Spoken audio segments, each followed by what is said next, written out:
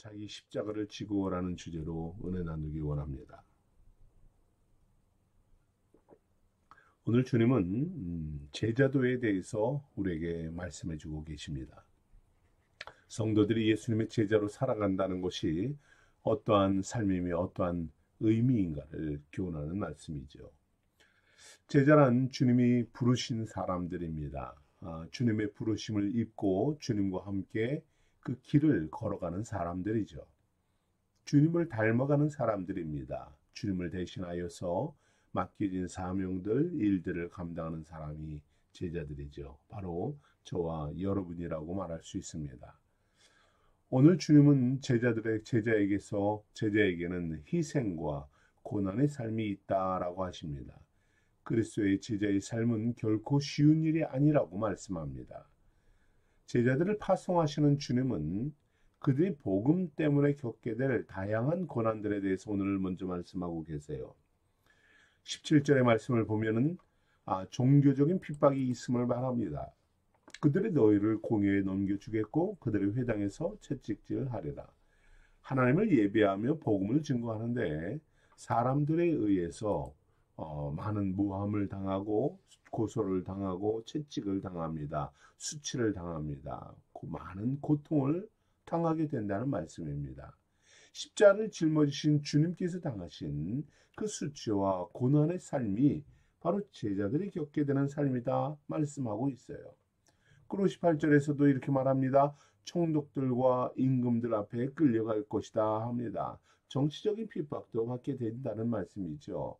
여러분, 우리가 역사적으로 얼마나 많은 믿음의 선진들과 제자들이 예수님 때문에 정치적 핍박을 받고 심지어 순교를 하기도 했습니까? 이런 핍박과 고난 중에도 수많은 제자들은 복음을 증거했고 오늘에 이르게 되었던 것이죠. 또한 뿐만 아니라 사랑하는 사람들, 가족에게도 가족 관계가 분열이 되고 파탄이 되는 것을 경험하게도 된다 하십니다. 얼마나 힘든 일입니까?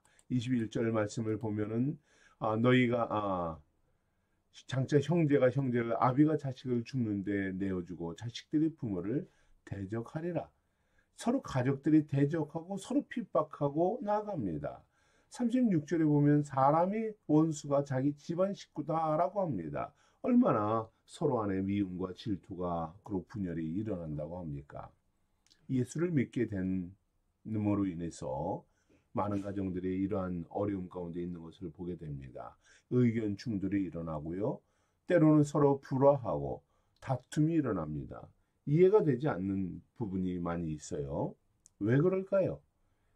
예수를 믿게 되면 우리에게 변화가 일어나기 때문입니다. 이전에 익숙했던 행동들, 말들, 생각들 이런 것들이 변화가 되는데 그것이 가족들에게 이해가 되지 않고 받아들여지지 않기 때문이죠.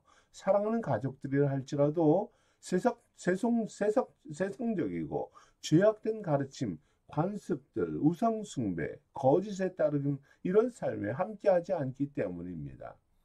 그래서 가만히 있어도 아무런 말도 하지 않아도 여러분 가족 안에 불화가 일어나는 것을 보게 되지요. 그러나 분열된 가족들을 위해서 기도합시다. 가족 모두가 예수 그리스도를 영접하는 그 날을 사모하며 기도하는 것입니다. 그 날이 속히 이르게 될 줄 믿습니다. 또한 제자들은 어떠한 일들을 겪게 된다고 합니까? 사회적으로도 박해를 받게 됩니다. 23절의 말씀을 보면 이 동네에서 너희를 박해하거든 저 동네로 피하라.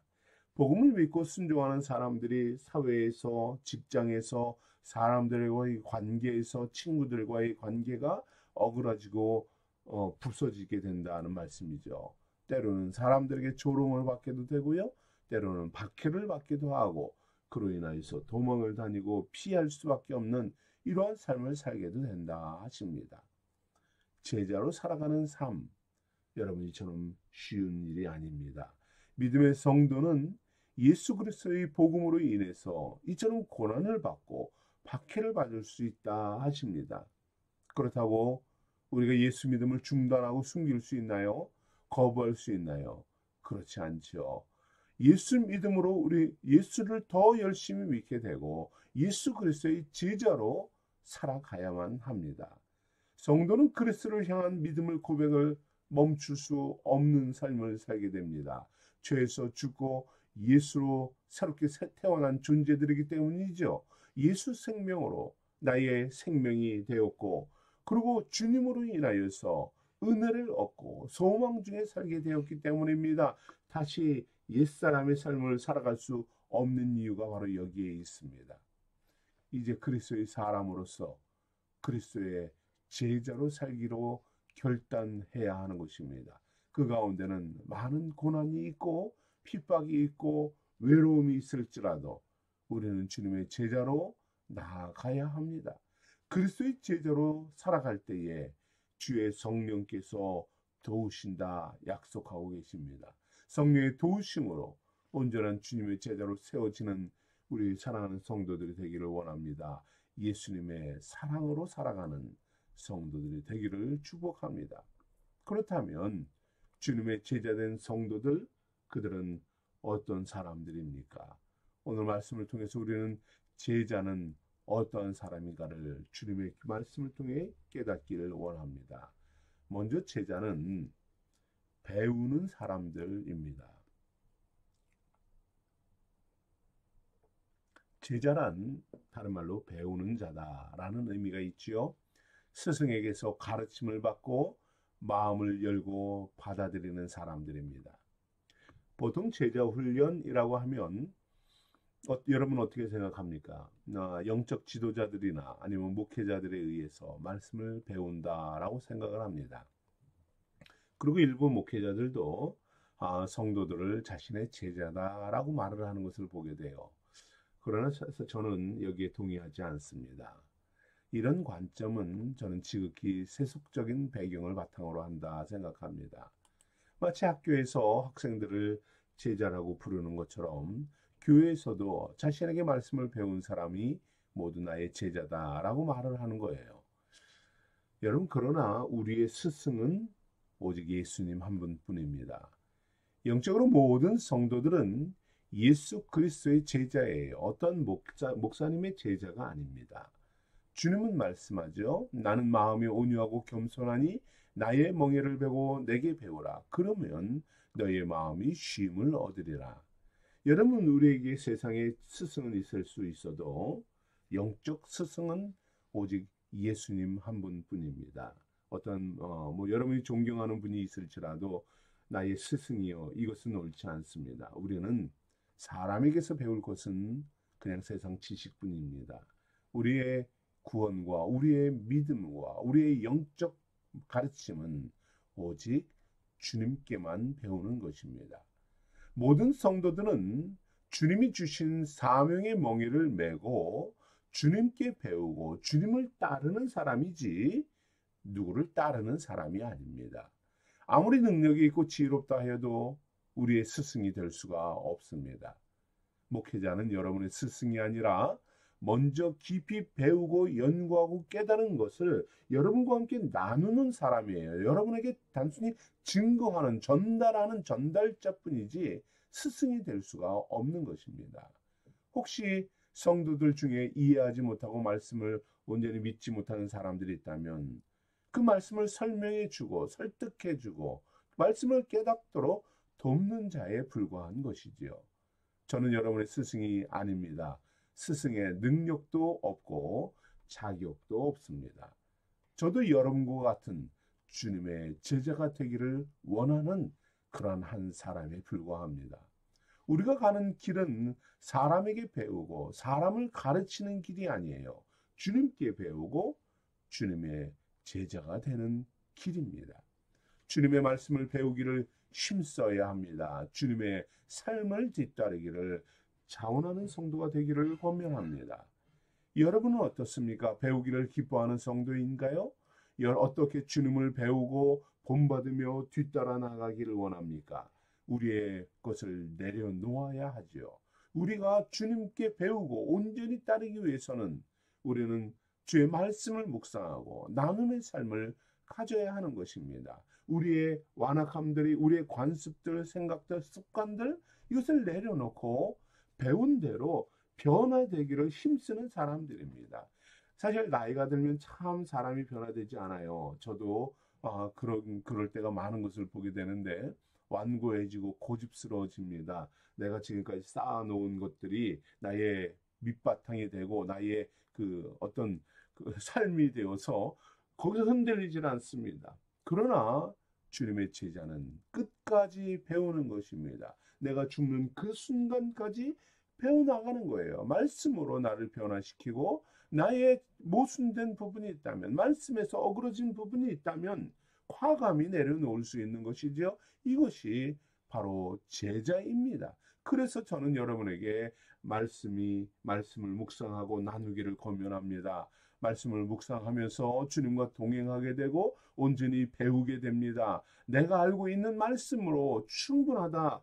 내가 지금까지 들은 말씀으로 나는 다 된다, 다 안다 라고 생각하는 것, 여러분 이것을 멈춰야 합니다.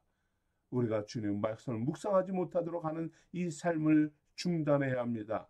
제자로서 더 깊이 묵상하고 주님이 주시는 지혜로 주님을 따라가는 성도들이 되기를 권면합니다. 또한 제자는 어떤 사람일까요?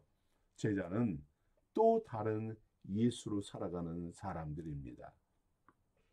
오늘도 우리가 함께 불렀지만 단톡에 올려주신 그 예수가 보이네 찬양이 참 은혜로운 찬양입니다. 큰 은혜가 됩니다. 어제 반복해서 찬양을 듣는데 얼마나 큰 은혜가 되는지 모릅니다. 나의 영혼이, 나의 손짓이, 내 삶이 그 속에 예수만이 보이기를 원한다는 이 고백, 예수와 함께 살아가고자 하는 이 삶의 고백이 저와 여러분의 고백이 되기를 소망합니다.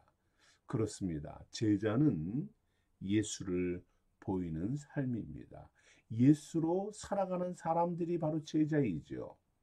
오늘의 삶을 살아가는 작은 예수로 살아가는 것이에요. 예수를 증거하고 예수를 보여주며 예수를 닮아가는 것, 이것이 제자입니다. 오늘 주님은 제자들에게 어떻게 당신처럼 주님처럼 살아가야 하는지 이것을 우리에게 말씀해 주고 있어요. 오늘 22절의 말씀을 보면 나중까지 견디는 자는 구원을 얻으리라. 주님은 수많은 박해와 고난을 인내하며 견디시며 이 마을 저 마을 다니며 복음을 전했습니다. 우리가 복음을 전하 복음으로 살아가고 예수로 살아가기 위해서는 이처럼 견디며 인내하며 참으며 살아가는 것입니다.